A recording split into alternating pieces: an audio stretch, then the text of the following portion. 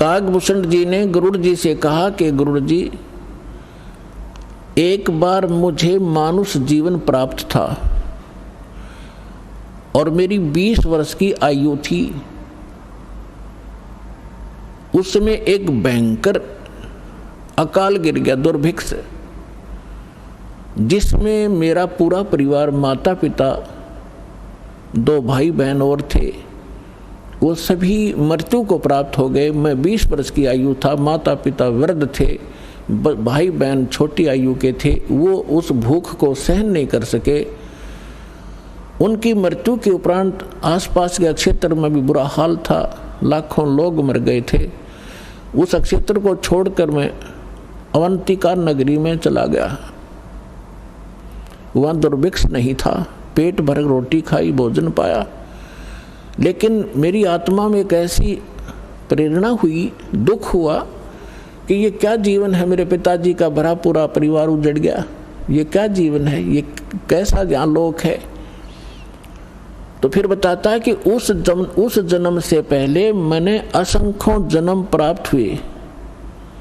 अब दिव्य दृष्टि खुल जाने के बाद वो अपनी पिछली हिस्ट्री याद आई उसको।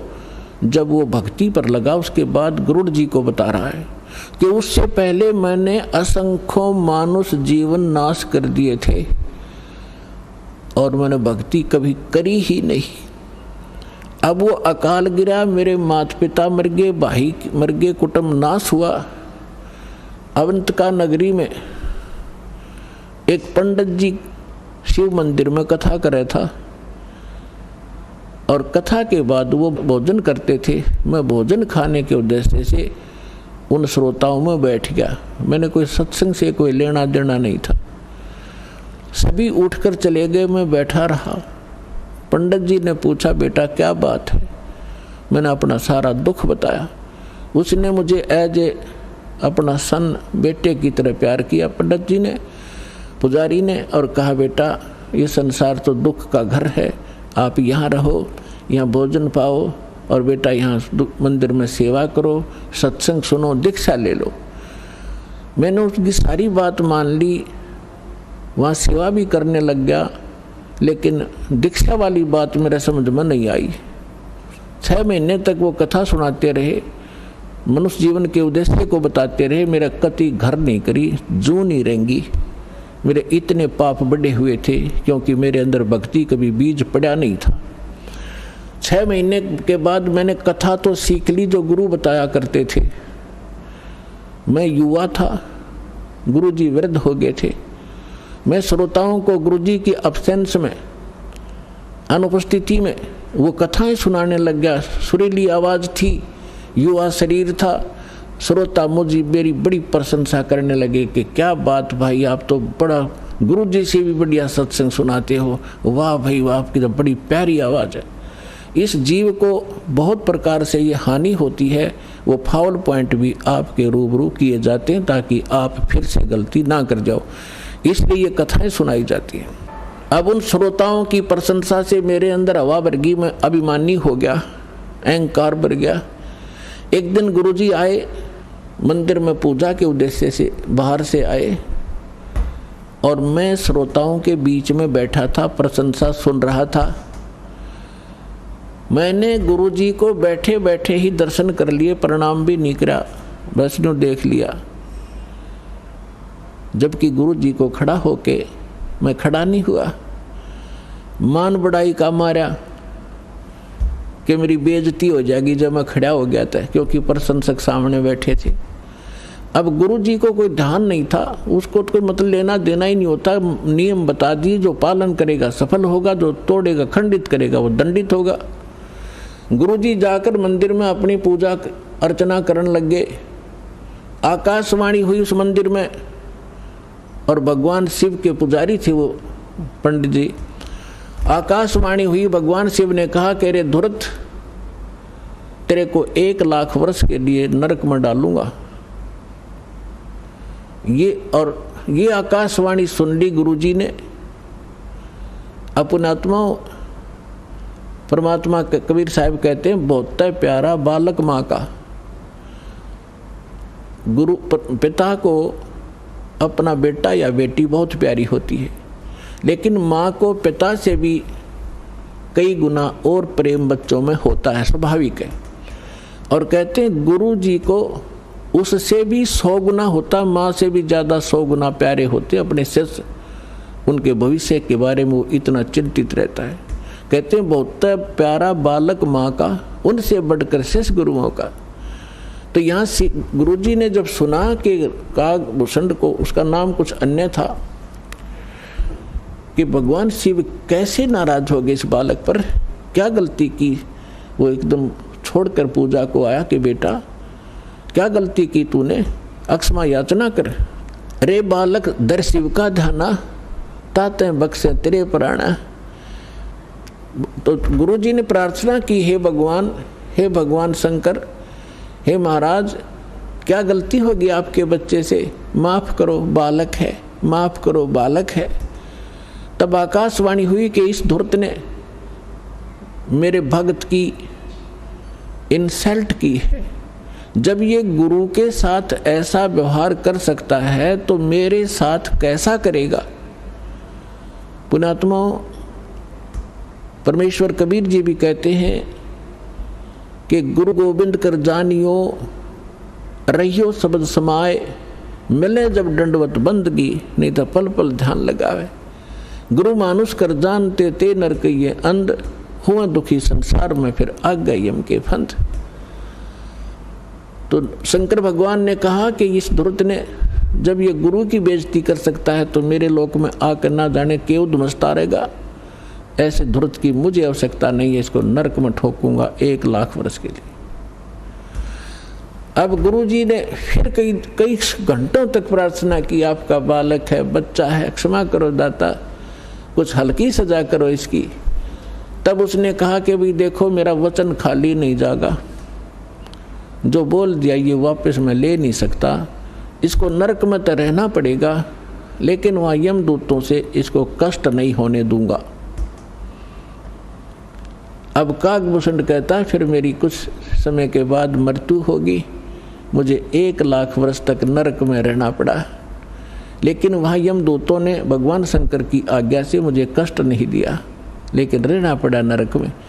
अब उदाहरण के लिए दास आपको सुनाता है कि जैसे कोई वर्तमान सरकार का मंत्री है और मंत्री का कोई मित्र है, उसकी किसी कारण से जेल हो जाती है, तो वो मंत्री उसको जेल से नहीं छुड़वा सकता।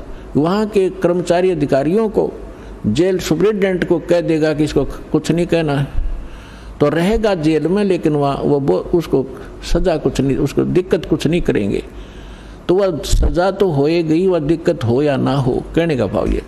तो फिर ये कागभूषण क्या बताता है कि उसके बाद मैं 1,00,000 वर्ष यम उस नरक न भोगे के फिर मेरा जन्म हुआ। तो एक लोम उसमें मेरा भक्ति बीज गिर गया, वो उस जन्म में, उससे पहले मेरा भक्ति बीज पड़ा नहीं था। उसके बाद फिर देखो, कहते मेरा जन्म हुआ, भक्ति की प्रेरणा बनी रही, इधर उधर भटकता रहा, संतों के पास गया, और जैसे कुछ संतों से ऐसा वैसा ज्ञान सुना कि भगवान तो निराकार है, निर्गुण है, उसी की भक्ति करनी चाहिए, सरगुण की भक्ति से कोई लाभ नहीं है। ये मेरे आत्मा में अन्य संतों से ज्ञान ग्रहण करके घर कर गई थी। अब बात एक दिन लोमस ऋषि कथा कर रहे थे, वहाँ जाकर मैं कथा सुनूं था, और लोमस ऋषि जी सरगुण के ऊपर कथा कर रहे थे, सरगुण भगवान के ऊपर। तो मैंने कहा कि ऋषि जी, सरगुण तो सब नाश हो जाए, मैं तो हूँ निर्गुण का अधिकारी, मुझे तो निर्गुण कथा सुना भगवान की। लोमस ऋषि ने बहुत से प्रमाण दिए कि बेटा, सरगुण बिना निर्गुण क्या गावे। अगर भगवान को आपने सरगुण में नहीं देखा तो निर्गुण का क्या लाभ उसका। अब जैसे वृक्ष बीज के माही है, जैसे वृक्ष बीज के अंदर वृक्ष होता है, जैसे वृक्ष बीज सब ठोरा, जब उग गए तब दिखे मोरा। एक आम का गुठली है, और वह गुठली के अंदर वो आम निर्गुण रूप में है, निराकार समझो, जैसे तुम निराकार कहते हो। तो उस निराकार का क्या करेगा आम का, तो ये बता देंगे इस गुठली में आम है, पेड़ है, पूरा पूरा वृक्ष है इसके अंदर। तो इसके बताने से तुझे क्या लाभ हुआ? अब उस बीज को बीजा जावे, गुठली को, फिर वो पौधा बने, फिर वो पेड़ बने, और फिर वो आम लगे। तो सरगुण बिना निर्गुण किए गावे। तो भगवान का लाभ जो है सरगुण से ही होगा, निर्गुण के गीत गान तो नहीं होगा। अब कहने लगे मेरे ये उदाहरण बहुत से उन्होंने दिए, पर मेरी बुद्धि में ग्रहण नहीं हुए। मैं उनके साथ ऊट पटांग अभद्र तरीके से प्रश्नोत्तरी करता रहा, यानी मजाक तौर पे। लोमस ऋषि ने मुझे श्राप दे दिया कि तेरा चंडाल के घर जन्म होना चाहिए, तेरे जैसे दुष्ट कार्य चंडाल, जा चंडाल बन। अब मुझे इतना एहसास हुआ कि मेरे से गलती हुई, मैंने क्रोध नहीं माना, और मैं जो भी उन्होंने मुझे फटकारा, डांटा, मैं ऐसे मायूस होकर देखता रहा। फिर मैंने हाथ जोड़कर चरण पकड़ के प्रार्थना की, हे ऋषि जी, इस दास को जन्म तो कहीं दे देना, पर एक आशीर्वाद दे दो। मुझसे गलती तो बन ही गई कि मेरी इस भक्ति की भूल ना पड़े। तब उस ऋषि ने वो आशीर्वाद दे दिया, ठीक है बेटा, जन्म तो तेरा चंडाल काग के घर होगा, लेकिन भक्ति बनी, याद बनी रहेगी भगवान की। तो फिर उसने बताया कि एक काग, चंड नाम का काग था, देवता, और ब्रह्मा जी की पत्नी अपनी हंसनी को लेकर जो ऋतु पर आई थी, उसको गर्भवती कराना था, काग चंड के यहाँ लेगी। उनके संयोग से फिर मेरा जन्म हुआ। ऊपर से मुंह तो मेरा काग का है, और नीचे का सारा शरीर देवताओं जैसा मनुष्य का है उसका। तो कहने का भाव दास का ये है। फिर क्या बताया उसने कि फिर जो मुझे आज जो वस्तु मिली, जो भक्ति मिली, एक जोगजीत नाम के संत मिले, ये परमात्मा थे। कहते हैं गोता मारूं स्वर्ग में जा बैठूं पाताल, गरीब दास ढूंढता फिरूं अपने हीरे मोती लाल। कहते फिर जोगजीत नाम के एक संत मिले, वही परमात्मा स्वयं संत रूप में कहीं भी प्रकट हो जाते हैं। तो उन्होंने मुझे वो ज्ञान सुनाया, गुरु जी मैंने कभी सुना नहीं था, लेकिन प्रारंभ में जब मैंने ज्ञान सुना, मेरे मन में बड़ा जो है दुख हो रहा था कि ये विष्णु जी और ब्रह्मा जी और शिव जी से ऊपर कोई शक्ति बता रहा है। लेकिन मुझे वो डर था कि संत के साथ बेअदबी नहीं करनी चाहिए, क्योंकि मैं पहले भुगत भोगी था। लोमस ऋषि के साथ मैंने उठपटांग प्रश्नोत्तरी करके मैं बड़ा दुख पाया था। मैं उनसे विवाद नहीं किया, लेकिन नम्रता से प्रश्न करता रहा, मन में फिर करता रहा।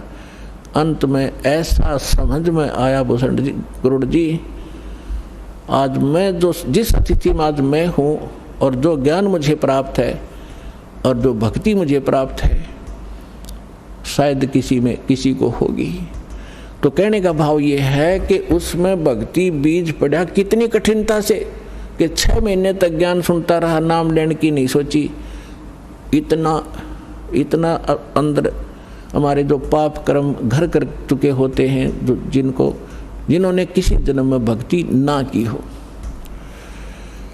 और फिर भक्ति की शुरुआत हुई, और परमात्मा ने उस आत्मा को अपनी शरण में लेने के लिए सारी क्रिया की।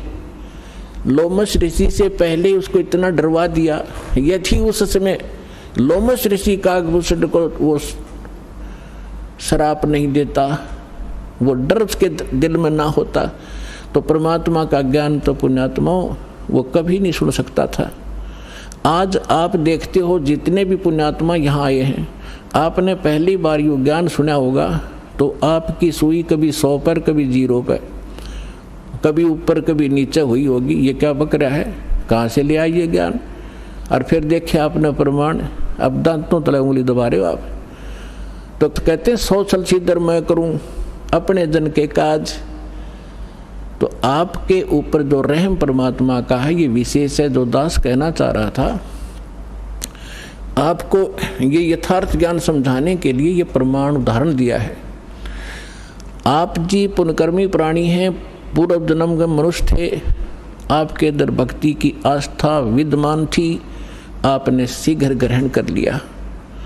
और जो आपके घरों में अब संतान आएंगी वो भगवान के कोटे से आएंगी, बहुत अच्छी होंगी, उनकी तो आपने भविष्य की चिंता करने की जरूरत नहीं रहेगी। और जो अन्य प्राणी हैं वर्तमान के अंदर हैं, वो जो ऐसे हैं जो पूर्व जन्म के भक्त मनुष्य थे वो शीघ्र आ जाएंगे, और जो कागभूषण जैसे होंगे उनका भी तरीका अपनाया परमात्मा ने।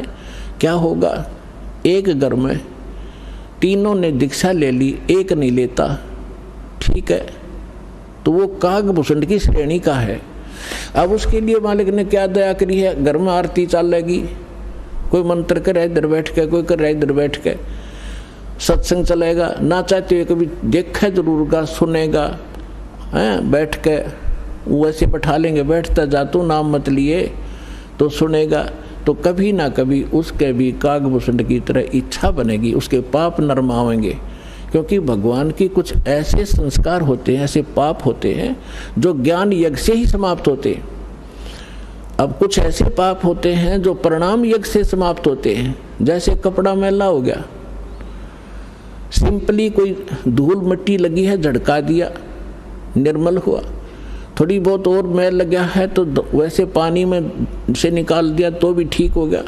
और भी ज़्यादा मैला है तो साबुन प्रयोग करना पड़ता है, और भी ज़्यादा कहीं कोई दाग लगा है तो ड्राई क्लीन करानी पड़ती है, तो वो तब निर्मल होता है। हमारे युगों युगों के अंतःकरण के अंदर बड़े धब्बे लगे हुए हैं, अंतःकरण में हमारे पाप जमा हैं, तो उन पापों के नाश के लिए ये सब प्रक्रिया आपकी यहाँ कराई जाती है। 5 यज्ञ कराई जाती हैं आपसे। एक यज्ञ है धर्म की, कुछ ऐसे पाप होते हैं जो धर्म करने से ही अक्षीण हुआ करते हैं। एक यज्ञ है धर्म की, दूसरी यज्ञ है ध्यान, परमात्मा का चिंतन, मीन ध्यान, उसकी कसक बने, उसकी एक न्यारी आपको याद बनी रहे, उसको ध्यान कहते हैं। और तीसरी यज्ञ है हवन की, यहाँ पर एक ज्योति यज्ञ किया जाता है, ज्योति हवन किया जाता है, कराया जाता है। तीसरी यज्ञ हवन की, चौथी यज्ञ परिणाम दंडवत परिणाम कराया जाता है, जिससे अहंकार नाश होता है और कुछ पाप इस परिणाम यज्ञ से ही नाश होते हैं। और 5वीं यज्ञ है ज्ञान की। इस ज्ञान के सुनने से, कथाओं के सुनने से भी आपके बहुत से पाप अक्षीण होते हैं।